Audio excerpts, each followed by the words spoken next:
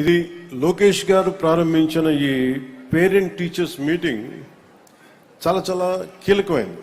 దీని విలువ మనం ఏముంది, పిల్లలు స్కూల్కి పంపించేస్తాం, ఏదో చదువులు చెప్తారనే కంటే అసలు మా వాడు ఏం చేస్తున్నాడు, మా పిల్లలు ఏం చేస్తున్నారు, ఎలా చదువుతున్నారు, ఇది చెప్పడానికి అడగడానికి పేరెంట్స్ను కాంట్రిబ్యూషన్ చాలా అవసరం.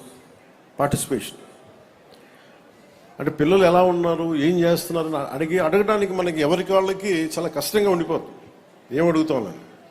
అలాంటి దాంట్లో ఒక ఇనిషియేటివ్ తీసుకొని లోకేష్ గారు చేయటం నిజంగా చాలా చాలా మనస్ఫూర్తిగా వారిని చాలా మనస్ఫూర్తిగా అభినందించాలి. ఇదే కేరళ నిన్న కృష్ణతేజ గారితో మాట్లాడుతుంటే కేరళలో ఈ మెగా అంటే టీచర్స్ పేరెంట్స్ సంఘం చాలా బలమైంది. అంటే పిల్లలకి ఏదన్నా సరే ఒక తప్పు జరిగినప్పుడు, అంటే ఉదాహరణకి ఏమైపోయినాయి అంటే నిన్న పిఠాపురంలో కూడా ఏదో గొడవ, ఒక చిన్న విద్యార్థుల మధ్య ఒక చిన్నపాటి గొడవ జరిగితే దాన్ని రాజకీయ నాయకుల లబ్ధి కోసం దాన్ని కుల గొడవలుగా క్రియేట్ చేయడం ప్రారంభించారు. ఇద్దరు బిడ్డలు కొట్టుకుంటారు. అలాంటిది ఇట్లాంటి చేరిపోయి అంటే అందుకని తల్లిదండ్రుల పార్టిసిపేషన్స్ పిల్లలు చదువుతున్నప్పుడు చాలా చాలా అవసరం. ఇదే కేరళలో అయితే మా అబ్బాయిని స్కూల్కి పంపిస్తున్నాం, దేనివల్ల మా వాడు చదవట్లేదు, సంఘం చాలా బలమైంది అక్కడ.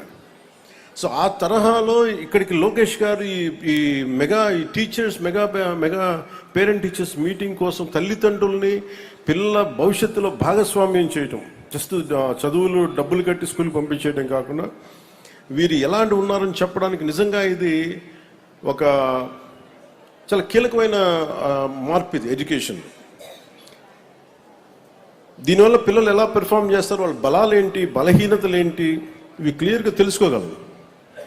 పిల్లలు ఎక్కువ శాతం అధ్యాపకుల దగ్గరే ఉంటారు కాబట్టి అధ్యాపకులు వారికి ఆల్మోస్ట్ దైవ సమానులు అయిపోతారు. మనం స్కూల్కి వెళ్ళినప్పుడు మనం ఏం చేస్తాం, సరస్వతి ప్రార్థన చేస్తాం, గురు బ్రహ్మ గురు విష్ణు గురుదేవ మహేశ్వర గురు సాక్షాత్ పరబ్రహ్మ తస్మై శ్రీ గురువే నమః అని చెప్పి మనం అధ్యాపకుల్ని మనం దైవంగా భావిస్తాం తల్లిదండ్రుల తర్వాత. ఇది ఎంత అరుదైన సంస్కృతి మనది.